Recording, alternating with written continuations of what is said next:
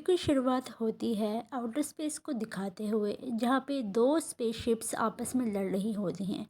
और अब हमें दिखाया जाता है मूवी का मेन कैरेक्टर हमारे डेडपुल वाले भैया जी, जिनका नाम एडम होता है। असल में एडम यहाँ पे स्पेसशिप को चुरा कर वहाँ से भाग रहा होता है।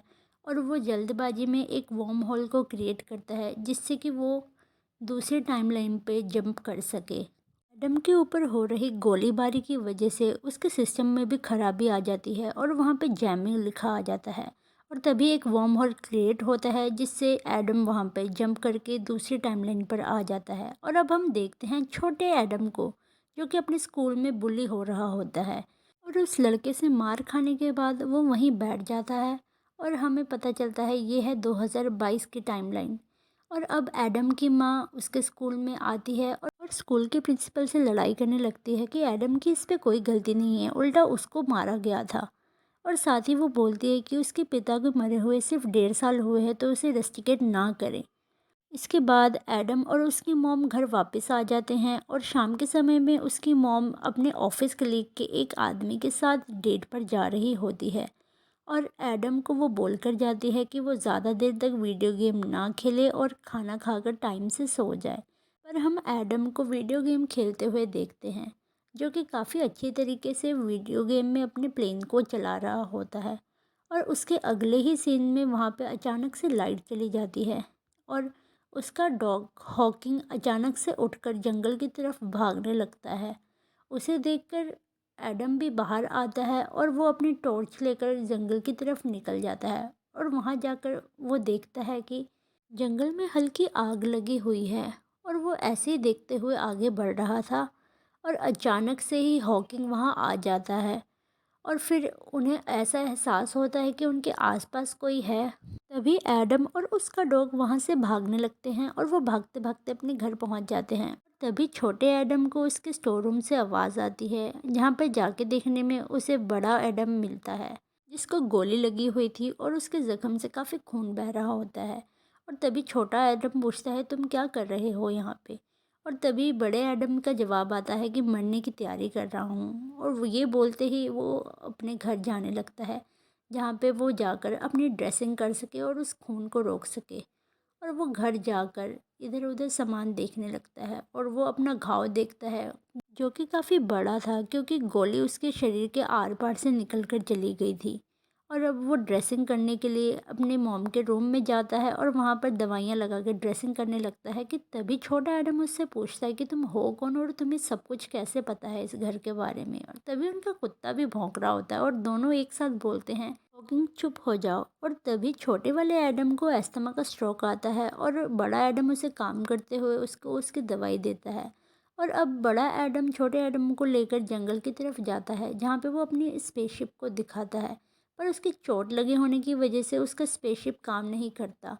तभी छोटा एडम उस स्पेसशिप के रिमोट को अपने हाथ से ऑन करता है और स्पेसशिप चल भी जाती है, क्योंकि वो एडम के डीएनए से कनेक्टेड थी।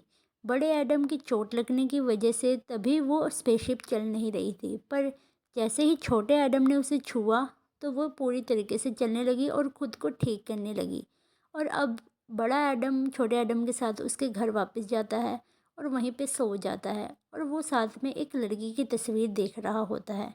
अगली सुबह एडम की मॉम घर के पेपर्स को अरेंज कर रही होती हैं और घर के बिल्स वगैरह मैनेज कर रही होती हैं। कि तभी छोटा एडम आके उनसे बोलता है कि आप सब कुछ ऑनलाइन क्यों नहीं कर देती। पर उसकी माँ बोलती है कि तुम्हारे पिताजी भी ऐसा ही किया करते थे। और हम उसके डैड की फ़ोटो देखते हैं, जो कि और कोई नहीं, हल्क वाले अंकल होते हैं। इसके बाद हम देखते हैं कि छोटा वाला एडम बड़े वाले एडम के पास जाता है और उससे पूछता है कि अब क्या करोगे। तो वो बड़ा वाला एडम बोलता है कि अब मैं फार्मेसी जाऊंगा और पहले तो अपनी चोट को ठीक करूंगा। तो छोटा एडम बोलता है कि तुम इन्हीं कपड़ों में जाओगे। तो वो दोनों अपने डैड के रूम में जाकर उनके कपड़ों में से एक जैकेट ले लेता है और वो देखता है कि उसकी शिप भी 50% ठीक हो चुकी है।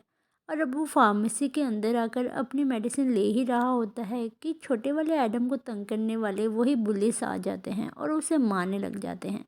दूसरी तरफ बड़ा वाला एडम आकर बोलता है कि ये क्या कर रहे हो। तभी वो लोग उसे छोड़ देते हैं और वो साइड ले जाकर छोटे एडम को समझा रहा होता है कि तुम्हें जाकर उन्हें हिम्मत से मारना होगा। और तभी छोटा वाला एडम हिम्मत से जला तो जाता है, पर वो बुली उसे मार देता है, जिसके कारण उनके नाक से फिर से खून आने लगता है और वो रोते हुए चला जाता है। तभी बड़ा एडम उस लड़के को पकड़कर धमकी देता है और वो घर आ जाता है और वो देखता है कि छोटा एडम उसके सामान से छेड़खानी कर रहा होता है और वो उसे समझाता है कि प्लीज़ उसके सामान को ना छेड़े। तभी छोटा एडम बड़े एडम से पूछता है कि ये कौन है, तो बड़ा एडम बताता है कि ये मेरी वाइफ है जिसके लिए मैं फ्यूचर से यहाँ आया हूँ। और वो फ्रस्ट्रेट होते हुए बार में चला जाता है, जहाँ पे वो अपनी माँ को देखता है और अपनी माँ को देखकर वो थोड़ा भावुक हो जाता है और वो बोलता है कि आपका बेटा आपसे बहुत प्यार करता है और बस अभी थोड़ा चिढ़ा हुआ है। और इतना कहते ही वो बार से निकल जाता है। और दूसरी तरफ हम देखते हैं कि एक स्पेसशिप एडम की खोज करते करते वहाँ पहुँच गया है और उसके अंदर बहुत सारे सोल्जर्स होते हैं। और दूसरी तरफ बड़ा एडम छोटे एडम को सारी कहानी बता रहा होता है कि वो अपनी वाइफ लोरा से कैसे मिला, कैसे गलती से उनके डैड ने एक टाइम ट्रैवल मशीन बना दी जिसका नाम द एडम प्रोजेक्ट रखा हुआ था। अब थोड़ी देर बाद ही उनके घर में अचानक हमला होता है जिससे वो दोनों डर जाते हैं और वो भागने लगते हैं। तभी वहाँ पर स्पेसशिप में माया सोरेन आती है, जो कि एडम को बोलती है कि तुम्हें अपने टाइम पर वापस लौट जाना चाहिए। एडम माया की बात ना मानते हुए उसके लोगों से लड़ने लगता है और तभी हम देखते हैं कि माया की स्पेसशिप में भी हमला होता है और दूसरी तरफ से लोरा आ रही होती है। लोरा को जिंदा देख एडम की खुशी का ठिकाना ही नहीं होता और वो भूल जाता है थोड़ी देर के लिए कि यहाँ पे लड़ाई हो रही होती है। पर लोरा सब कुछ संभालते हुए उन दोनों को बचा लेती है और उन दोनों को लेकर वहाँ से भागने लगती है और कार में सब कुछ समझाती है कि उन लोगों ने मेरी स्पेसशिप को तो उड़ा दिया था पर मैं बच गई थी। तभी माया अपनी स्पेसशिप से उन लोगों पर हमला करवा रही होती है और उनका ध्यान बटाने के लिए लोरा अपनी कार को जंगल की तरफ मोड़ लेती है। पर वो लोग उसका जंगल में भी पीछा कर रहे होते हैं, पर वो जैसे तैसे करके उनको चकमा देकर अपने घर की तरफ निकल जाती है, जहाँ पर वो इतने सालों से रह रही थी। और हम लोरा का घर देखते हैं जो कि काफ़ी आइसोलेटेड जगह में था। लोरा उन लोगों को बताती है कि 2018 के आसपास टाइम ट्रैवल में कुछ चेंजेस किए गए हैं और वो लोग अंदर जाते हैं, जहाँ पे लोरा उन लोगों को एक पेपर कटिंग दिखाते हुए बताती है कि तुम्हारे डैड का द एडम प्रोजेक्ट 2018 में ही अप्रूव हो चुका था। फिर एडम पूछता है कि 2018 में आने का उसका क्या मोटिव हो सकता है, तो लोरा बोलती है कि मे बी माया अपने आप को सलाह देने आई होगी कि कौन से स्टॉक खरीदे और कौन से नहीं। और उसके थोड़ी देर बाद ही वो दोनों एक दूसरे को हग करते हैं और थोड़ा क्वालिटी टाइम स्पेंड करने लगते हैं और छोटा एडम भी वहाँ से बाहर निकल जाता है। इसके अगले सीन में हम देखते हैं कि लोरा एडम को समझा रही होती है कि अब तुम्हें 2018 में जाना होगा और सब कुछ ठीक करना होगा, मतलब उसे टाइम ट्रैवल मशीन को बनने से रोकना होगा। दूसरी तरफ माया के लोगों को भी लोरा के घर का पता मिल जाता है और वो लोग उसी के घर की तरफ आ रहे होते हैं और लोरा एडम से काफ़ी रिक्वेस्ट कर कर वहाँ से जाने के लिए कहती है और टाइम ट्रैवल मशीन को बनने से रोकने के लिए कहती है। और एडम भी बड़े भारी मन से वहाँ से छोटे एडम को लेकर चला जाता है और हम देखते हैं कि लोरा भी हथियारों के साथ उन लोगों का वेट कर रही होती है। और जैसे ही माया के लोग लोरा के घर के आसपास पहुँचने वाले होते हैं, लोरा एक बम को ट्रिगर कर देती है जिससे माया के लोगों की कार का एक्सीडेंट हो जाता है और लोरा अपने हाथ में गन लिए माया के लोगों का बाहर निकलने का वेट करने लगती है, जो कि जख्मी हो चुके थे। और दूसरी तरफ हम देखते हैं कि बड़ा एडम और छोटा एडम जंगल की तरफ जा रहे होते हैं और छोटे एडम की हेल्प से वहाँ पे बड़े एडम का स्पेसशिप आ जाता है और वो दोनों मिलकर स्पेसशिप में बैठ जाते हैं और हम देखते हैं कि एडम का स्पेसशिप काफ़ी अच्छी हालत में होता है और बड़ा एडम छोटे एडम की हेल्प से उस स्पेसशिप को ऑन कर लेता है। असल में लोरा इनके साथ इसीलिए नहीं आ सकती थी क्योंकि उसका डीएनए इनके स्पेसशिप से नहीं मिलता था। और अब हम देखते हैं कि माया लोरा के ऊपर टारगेट करके खड़ी होती है और उनसे पूछ रही होती है कि वो दोनों कहाँ गए, पर वो उन्हें नहीं बताती। तभी उन लोगों को एडम का स्पेसशिप दिखाई देता है और माया लोरा को मार देती है और फिर एडम के पीछे पड़ जाती है और एडम के स्पेसशिप के ऊपर हमले करने लग जाती है। और एक पॉइंट पे एडम अपने स्पेसशिप को एकदम से बंद कर लेता है, जिसकी वजह से वो लोग रडार पर नहीं दिख रहे होते। तो माया उन्हें बोलती है कि तुम्हारे पास सिर्फ एक चांस है अब जंप करने के लिए, इसके बाद तुम कहीं भी नहीं जा पाओगे। तो ये रिस्क लेने के लिए एडम ऊपर आता है और एक वार्म होल को दोबारा से क्रिएट करता है। और अब हम देखते हैं कि एडम के फादर, जो कि काफ़ी मशहूर साइंटिस्ट होते हैं, वो एक लेक्चर दे रहे होते हैं। वहीं पे हम बड़े एडम को भी बैठा हुआ देखते हैं और एडम के फादर को पता लग जाता है कि ये फ्यूचर से आए हैं और अब वो तीनों बाहर की तरफ जा रहे होते हैं। और एडम का डैड उन लोगों को समझा रहा होता है कि तुम इस तरीके से दूसरे टाइमलाइन पे नहीं आ सकते, इससे फ्यूचर को काफ़ी गहरा असर पड़ता है। और वो उन दोनों को एक मॉडल में ले जाता है और वो उनको समझा रहा होता है कि हम टाइम से छेड़छाड़ नहीं कर सकते, इससे फ्यूचर को काफ़ी बुरा इम्पैक्ट पड़ता है। और ये कहकर वो वहाँ से निकल जाता है और हम देखते हैं कि दोनों एडम मिलकर बातें कर रहे होते हैं। और अब सीन शिफ्ट होता है छोटे से हॉकिंग को दिखाते हुए, जहाँ पे एडम भी काफ़ी छोटा होता है और एडम का फादर अपने घर में जाकर अपनी फैमिली से थोड़ी बातें कर रहा होता है और उसे लगता है कि वो एक अच्छा पिता नहीं है, पर उसकी वाइफ उसे बोलती है कि वो एक बेस्ट फादर और हस्बैंड है। उसी तरफ हम देखते हैं कि दोनों एडम सवेरन के ऑफिस पहुंच जाते हैं वहां के हार्ड ड्राइव को डिस्ट्रॉय करने के लिए, ताकि टाइम ट्रैवल मशीन कभी बने ही ना। और एडम को थोड़ा शक हो रहा होता है कि वहाँ पे कोई भी नहीं है और दूसरी तरफ छोटा वाला एडम दूर बैठ के बड़े वाले एडम की हेल्प कर रहा होता है माया के लोगों से बचने के लिए। और इसी लड़ाई के बीच में माया के लोग कार में भी आ रहे होते हैं और दूसरी तरफ से अचानक से एडम का बाप आकर उस कार के साथ क्रैश करवा देता है, जिससे एडम की जान बच जाती है। और अब एडम और उसके डैड मिलकर उसके ऑफिस में जा रहे होते हैं और एडम का डैड बताता है कि मेरे बिना तुम उस चीज़ को डिस्ट्रॉय नहीं कर पाओगे।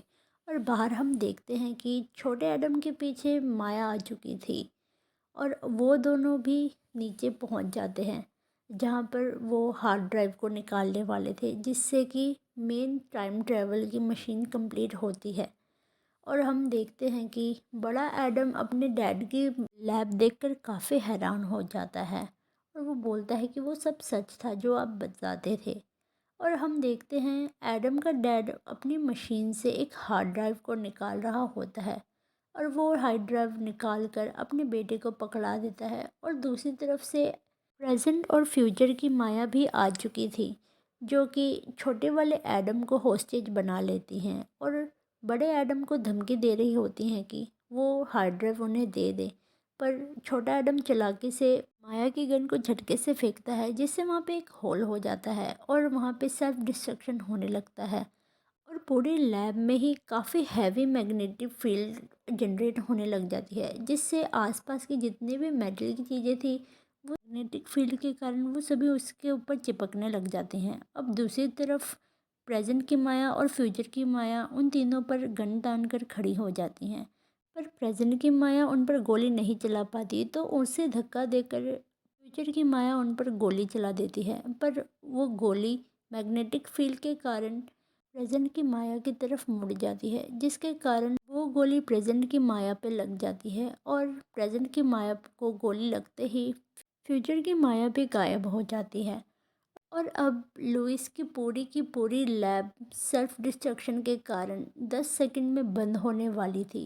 तो वो तीनों भागते हुए वहाँ से बाहर निकलने के लिए दौड़ते हैं और आखिरी में वो तीनों ही बच जाते हैं और वो लिफ्ट से ऊपर आकर अपने घर की तरफ निकल जाते हैं। और अब घर पहुंचने के बाद लुइस अपने दोनों बेटों से बड़े प्यार से बोलता है कि मेरे लिए सिर्फ तुम दोनों इम्पोर्टेंट हो और तुम ही दोनों मेरी लाइफ हो। ये कहने के बाद बड़ा एडम अपने डैड से गले लगकर रोने लगता है और छोटा एडम भी बोलता है कि मुझे आपकी ज़रूरत है, पर सबको अपनी अपनी जगह जाना होगा। और वो तीनों बाहर आकर गेम खेलने लगते हैं और तभी दोनों एडम वहाँ से गायब हो जाते हैं और हम छोटे हॉकिंग को देखते हैं और देखते ही देखते हम बड़े हॉकिंग को देखते हैं और उसी टाइमलाइन पे आ जाते हैं जब छोटा एडम अपनी माँ से बोल रहा होता है कि आपको सब कुछ ऑनलाइन अरेंज कर लेना चाहिए, और तभी वो अपनी माँ को भी हक करता है। और दूसरी तरफ हम देखते हैं कि बड़ा एडम एक लेक्चर को अटेंड कर रहा होता है कि तभी वहाँ पे लौरा आ जाती है और बड़ा एडम लोरा से अपने आप को इंट्रोड्यूस करवाता है और थोड़ी देर बाद लोरा को पता चलता है कि वो गलत बिल्डिंग में आ चुकी है और फिर एडम लोरा को छोड़ने के लिए उसके साथ निकल जाता है और इसी के साथ ये मूवी ख़त्म हो जाती है। Thank you for watching. Bye bye.